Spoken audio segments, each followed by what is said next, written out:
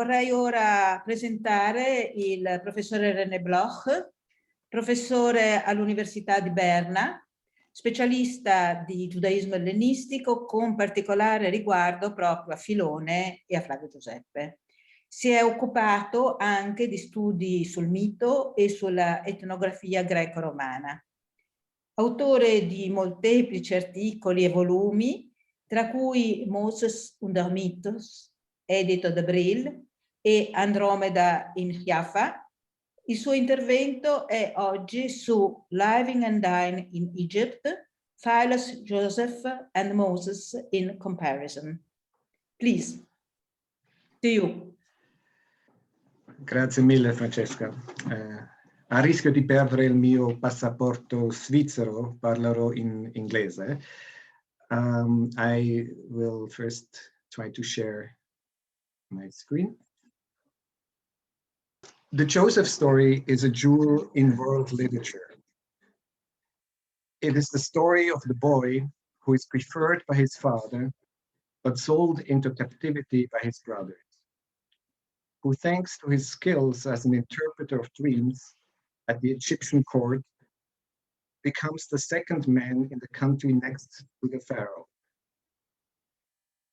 It is a story of the young man who remains steadfast and does not allow himself to be seduced by the wife of his employer, Potiphar, but has to pay bitterly in prison in return for this, as he is accused of rape despite his chastity.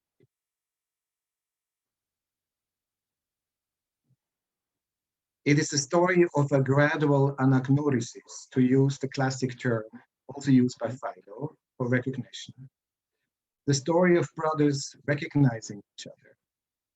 It is the story of the old father who fears for his children, and the story that has a preliminary happy ending, until in the book of Exodus, a new pharaoh comes to power, and with this development, a new plot begins, which turned out to be no less successful in literary history.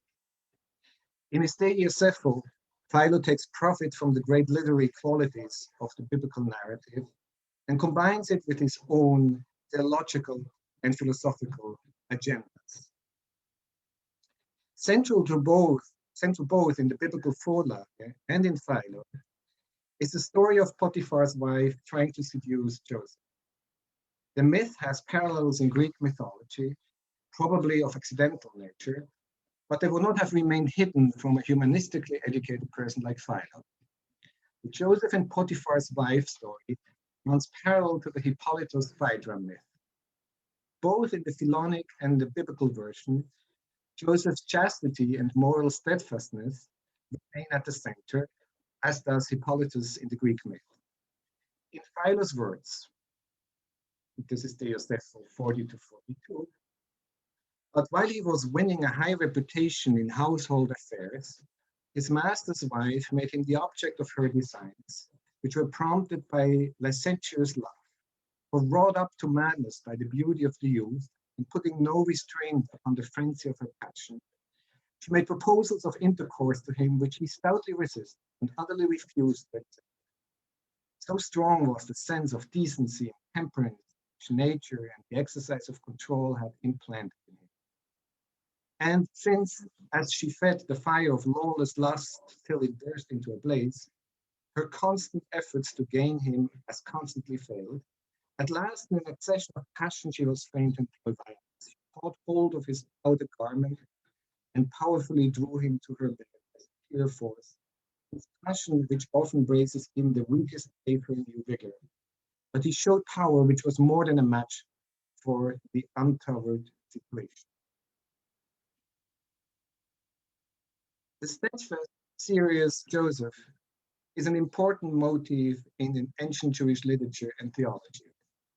Not only does Joseph fight sexual seductions, he's altogether a symbol of reliability, steadiness, and strenuousness. One biblical verse proved particularly attractive for such a presentation of Joseph, namely Genesis 39:11. Now it happened one day that he, Joseph, went into the house to do his work, and none of the men of the household was there inside. Joseph is the hardworking man who stays indoors, in contrast to all others. In Midrash, the rabbis, as already mentioned by Mauro Terani on Tuesday, imagine Joseph remains indoors, while outside everybody was enjoying themselves, because it was an Egyptian holiday or day of festival, day of theatrical performance. Like his father Jacob, in opposition to Esau, Joseph too represents the rabbinic ideal of the domestic. Jacob dwells in the tent, while Esau is a man of the field. Genesis 25:7. Jacob and his son Joseph stand for the protected realm of Jewish halakha, in opposition to the idolatrous world of the outside. In principle, Philo of Alexandria shares this view, both with regard to Esau and Joseph. Philo's Joseph is the symbol of enkrateria. Also, according to Philo, Genesis 39:11 stands for Joseph's resistance. It does not matter, Philo writes in Legum Allegoria 3, 237 to 238, that the biblical verse speaks of Joseph's own house or Potiphar's, and indeed, the biblical verse remains unspecific about this. What counts is that Joseph enters the house, meaning that he resists pleasure and does his job, poiein to erga. In his De Josepho, Philo prominently returns to this once more at the end, in his brief summary of Joseph's life. De Josepho 268 to 270. He died in a goodly old age, having lived 110 years, unsurpassed in comeliness, wisdom, and power of language. His personal beauty is attested by the furious passion which a woman conceived for him, his good sense by the equable temper he showed amid the numberless inequalities of his life, a temper which created order in disorder and concord where all was naturally discordant. Thus, in Philo's view, Joseph proved steadiness, not just when Potiphar's wife tried to seduce him, but it was very much part of his character throughout his life. Joseph stands, Philo writes in his eulogy, for order and harmony, oiarmostia and symphonia, in a world full of disorder and chaos. Yet things may be more complicated than this. Joseph does, of course, not simply stay home. As a matter of fact, his life, already in the biblical version, and even more so in Philo, is characterized by constant change, perhaps more so than in the case of any other biblical figure. Philo knows the details, 270 still on at this slide. Of these years, the 110 years of his life, he spent 17 up to adolescence in his father's house, 13 in painful misfortunes, the victim of conspiracy sold into slavery, falsely accused, chained in a prison, and the other 80 as a ruler and in complete prosperity. Joseph lived in his father's house in Canaan, was sold to the Ishmaelites by his brothers, brought to Egypt by those very Ishmaelites, and then lived in Egypt, first in prison, then at the court for the rest of his life. Most of his life, then, Joseph spent in Egypt. This is something he has in common with Moses.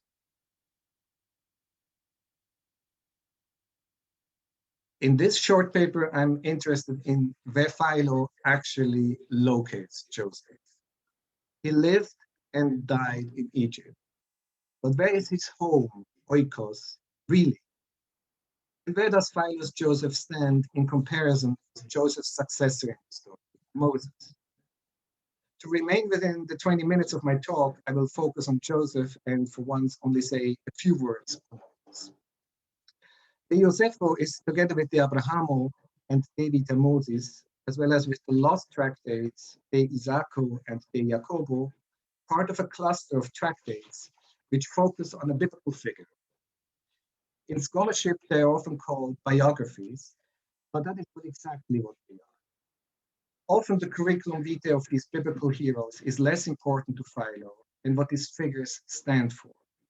This becomes quite obvious from the beginning of the Josepho, where Philo summarizes the Abrahamo as the life which results from teaching, didaskalia, mathesis, de Isaaco as the life of self-taught, physis, and de Jacobo as the life of practice, ascesis. Now, one should keep in mind that these tractates follow up on another tract, the one on the creation of the world, De Opificio Mundi, a tractate which also has a biographical touch. To some extent, one could call it De Adamo, but which, like the others, focus on much more principal themes than simply on biographies. With De Josepho, Philo adds a new theme. I will carry on the series by describing a fourth life, that of the statesman, politikos. Philo explicitly refers to a series, katatohexes, and by the fourth, he refers to the earlier tractates on Abraham, Isaac, and Jacob. But Philo also makes it clear early on in the Josepho that this work should indeed be read in particular in the context of his tractate on the creation of the world.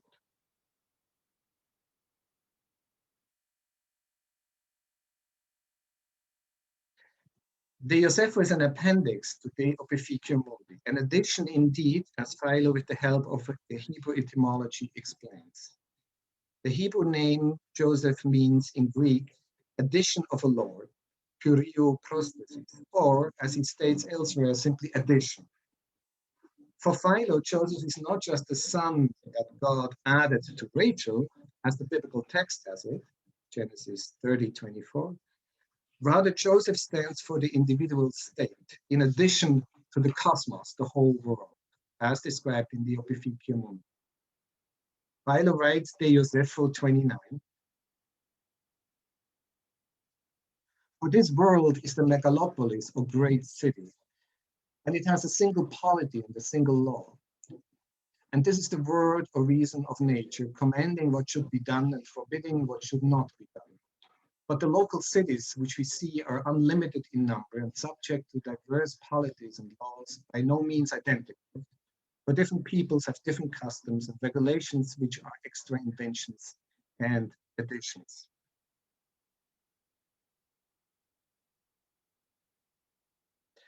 So while Adam stands for the world, for the human tout court, Joseph stands, or so it seems, for the microcosm, the individual state with its individual rules and traditions.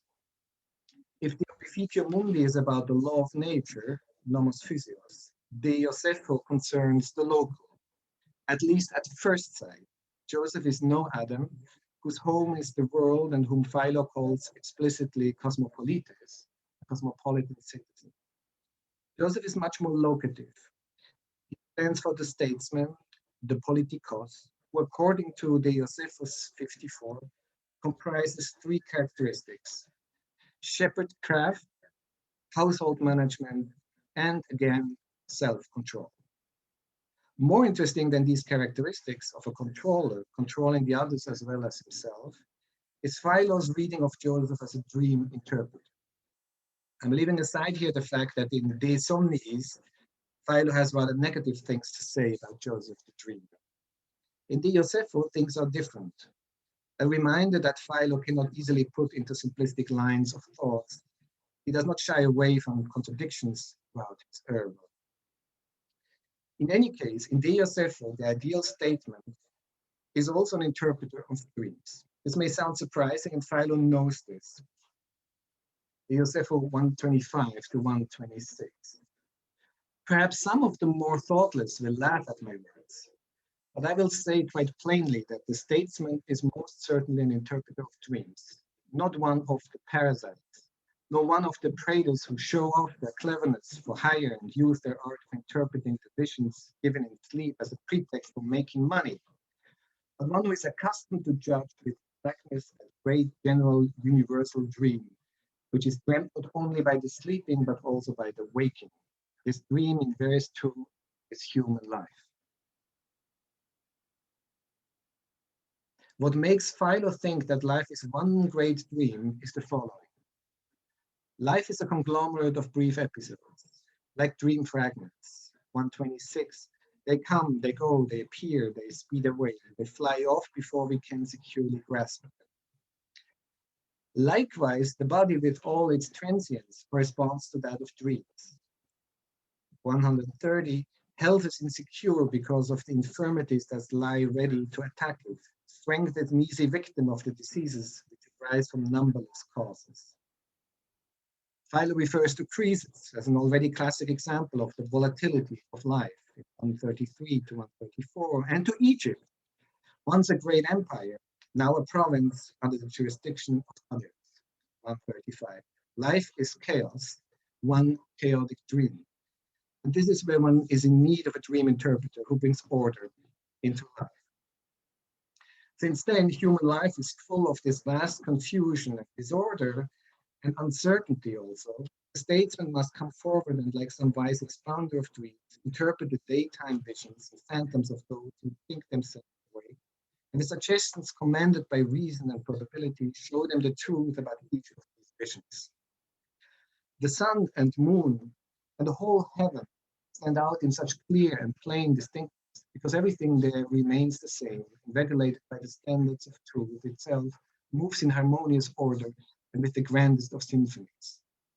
And earthly things are brimful of disorder and confusion, and in the fullest sense of the words, discordant and inharmonious.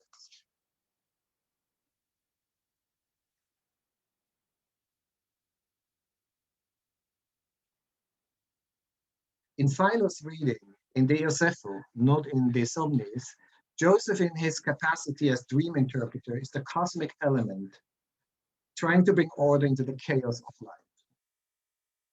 As in his other so-called biographies, in the end, Philo's interest is not so much in one specific individual, but in humankind.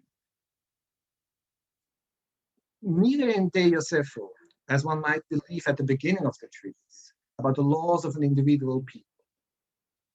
Rather, this tractate too treats questions that are relevant for all humans.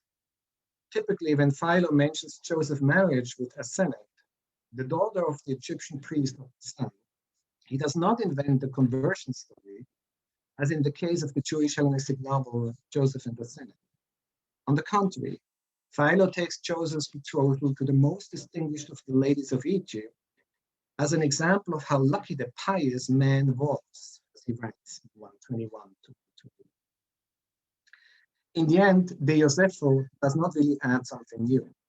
The setting of the tractate is still the world, not the individual state. Interestingly, Philo rejects the classic anthropogeography.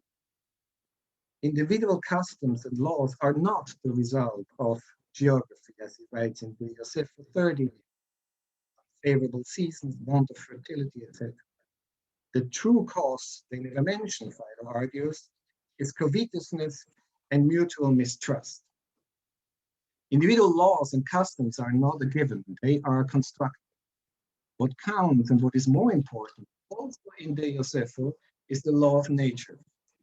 Everything else is for an addition to the simple polity of nature, De Josepho 31. The true politikos, Philo states in De Josepho 69, claims involvement among the citizens of that best and greatest state, this world. Typically, Jacob, when he's in great distress about Joseph, after having seen his bloody coat, while he does worry about Joseph being buried at all, Philo's Jacob does not worry about where this would happen. Separate countries concern the living. Every land is a tomb of the dead.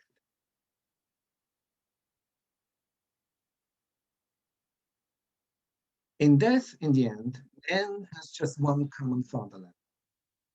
Thus, both during his lifetime as a dream interpreter, a politician who brings cosmic order to the chaos of life, and in death, Joseph transcends territory. Yes, Joseph stays home and takes care of the bookkeeping. But in a broader sense, Joseph stands, like Adam before him and Moses after, for Philo's ideal of a cosmopolitan citizen. Jacob's worries about Joseph's funeral were unwarranted. Joseph had not died, he had been misled by the bloody coat. But when Joseph really died, at the age of 110, he was buried in Egypt. He was embalmed and placed in a coffin in Egypt. The last verse of the book of Genesis tells us, this is 50:26. This burial, however, should only be of a temporary nature, the biblical narrative tells us. Joseph made the Israelites swear, saying, Genesis 50:25, when God comes to you, you shall carry up my bones from here. This is part of the biblical plot and part of the Torah's narrative of salvation. Joseph will get to the land, as Joseph says in his final words to his brothers, that God swore to Abraham, Isaac, and to Jacob. Genesis 50:24. And indeed, when the Israelites left Egypt, Moses, Exodus 30:19 tells us, took with him the bones of Joseph, who had required a solemn oath of the Israelites, saying, God will surely take notice of you, and then you must carry my bones with you from here. Exodus 13:19. What does Phylum make out of this? In two tractates, De Migratione Abrahami and De Somnis, Philo comments on Joseph's temporary end in Egypt. In De Migratione Abrahami 16-18, Philo writes, but some make a truce with the body and maintain it till their death, and are buried in it as in a coffin or shell, or whatever else you like to call it. All the body-loving and passion-loving portions of these are laid in the grave and consigned to oblivion. But if anywhere by the side of these there grows up a virtue-loving tendency, it is saved from extinction by memories, which are a means of keeping alive the flame of noble qualities. So the Holy Verb, deeming it unfitting that pure things should have impure things associated with them, provides for the safekeeping of Joseph's bones, by which I mean the only relics of such a soul as were left behind untouched by corruption and worthy of perpetual memory. Those of the latter kind were these: Joseph's confidence that God will visit the race that has vision and will not utterly hand it over to ignorance, that blind taskmistress. His discernment between the mortal and the incorruptible portions of the soul, and its leaving behind to Egypt those which had to do with bodily pleasures and other forms of unrestrained passion, while concerning the incorruptible parts, he made an agreement that they should accompany those who went up to the cities of virtue and should be conveyed thither, and had the agreement secured by an oath. Philo replaces the land-oriented reading of the biblical narrative with something that is dear to him throughout his work: the dichotomy between body, symbolized by Egypt, and soul, symbolized by the cities of virtue. As I've shown elsewhere, Philo's interest in the concrete destination of the Exodus is limited, and his attitude towards Egypt overall more ambivalent than one tends to think. It is not only negative. Egyptian and Jewish customs can converge in the Josepho 203 with regard to hospitality and how to treat guests. But it is true, as Sarah Pierce has shown in her book, The Land of the Body from 2007, that the Exodus serves Philo as a pattern for the migration of the soul from the body and its passions. And so Joseph becomes early on a pars pro toto of sorts for the Israelites. When he made his brothers swear to bring his bones out of Egypt, the intention was not so much oriented toward the promised land, if at all. Rather, Joseph's bones are to be read allegorically as, quote, the incorruptible portions of the soul, as he says in De Migratione Abrahami 17. Philo makes the same point in De Somnis 109-110, where he refers to the symbol of the bones which Moses held should not be suffered to remain buried forever in Egypt. For he deemed it a grievous shame to suffer any fair blossom of the soul to be withered or flooded and drowned by the streams which the Egyptian river of passion, the body, pours forth as unceasingly through the channel of all the senses. The biblical narrative of Joseph's bones being brought out of Egypt serves Philo well for his allegorical reading of body and soul, passions and virtues. But there is more to it, I think, and this brings us back to esfro and to the idea of cosmopolitanism in Philo. In the esfro, Philo strikingly does not say anything about Joseph's burial. The end of the book of Genesis is not taken up by Philo. That Philo leaves Joseph's burial out in the open, that he does not say where he was buried, goes hand in hand with what he had Jacob state earlier. In the end, place does not matter. Moreover, the biblical narrative with Moses carrying Joseph's bones to another destination, not mentioned in the esfro but elsewhere in the Phylum, came in handy for Philo. Besides the symbolic exodus from body to soul, from passion to virtue, the journey of Joseph's body, with no mention of the destination, fits in well with Philo's cosmopolitan thinking. Philo's main figures of cosmopolitanism are Adam and Moses, but Joseph too, in spite of, or rather in addition to, his willingness to stay indoors, is part of that same line of thought.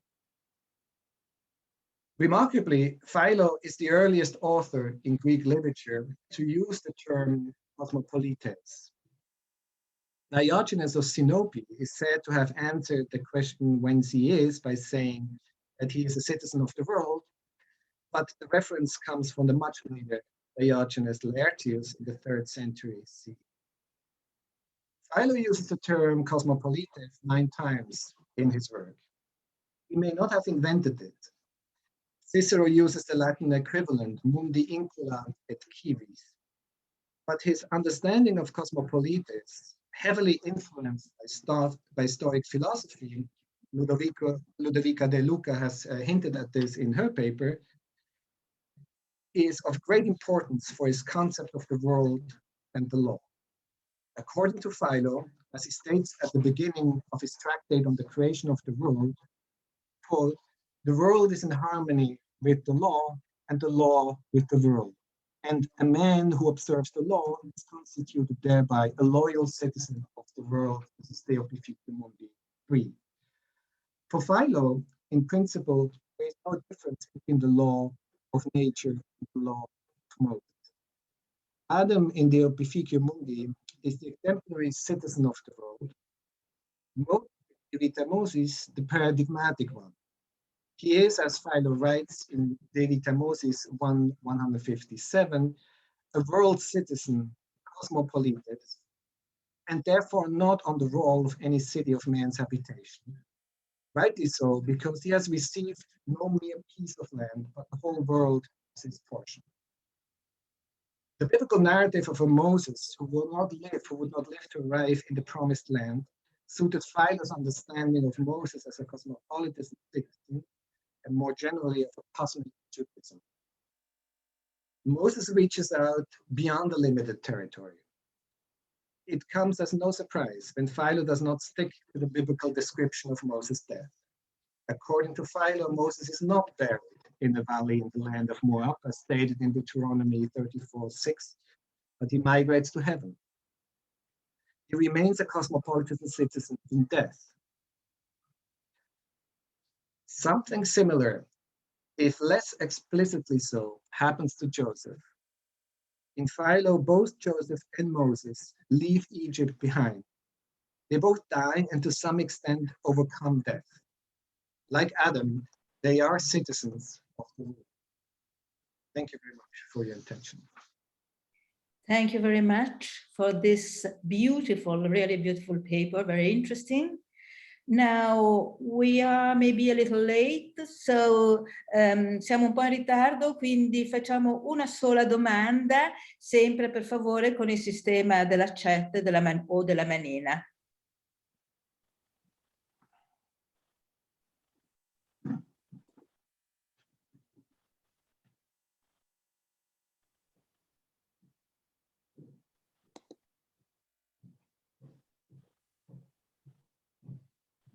Io per il momento non vedo mani alzate, ma non so se sia il mio schermo che non le presenta. Prenotati Francesca, Ludovica De Luca e Alessandro Lamberti. Ramberti. Non riesco a vedere. Benissimo. Allora vi pregherei di essere un pochino rapidi nelle domande, per favore.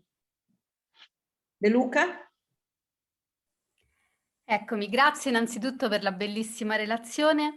Io volevo chiederle se nota delle differenze e quali tra l'immagine della Megalopolis nel dopificio e nel De Josefo.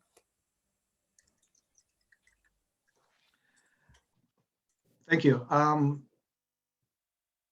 I think one should certainly be cautious and not argue that the theme of cosmopolitanism is as important in De Josefo as it is in De Opificio Mundi. That's not what I was trying to say.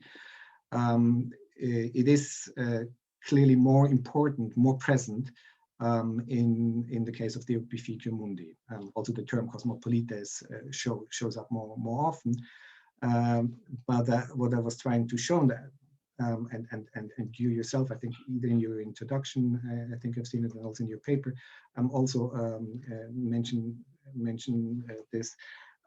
It is also an important aspect in De Josefo. It is not so much a treatise on how a politician, or not only a treatise on how a politician should act, but it is also once more a text on where human beings stand.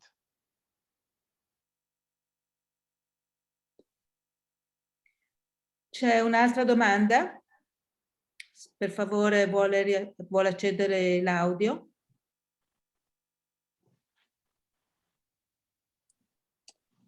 Thank you very much, Professor Bloch. Can we say the human life is God's dream for Philo, and only if a statesman is able to interpret it for the good of people, of the living, is a good statement? Thank you. I'm not sure I understood. Can you can we say that the human life is God's dream, and only if a statesman is able to interpret it for the good of people, of the living, he is a good statesman?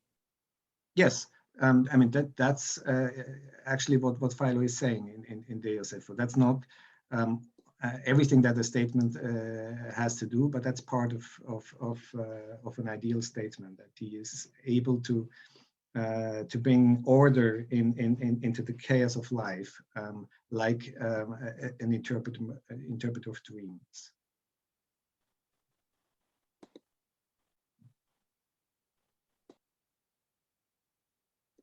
Bene, allora grazie ancora per questo bel intervento, per le domande molto interessanti.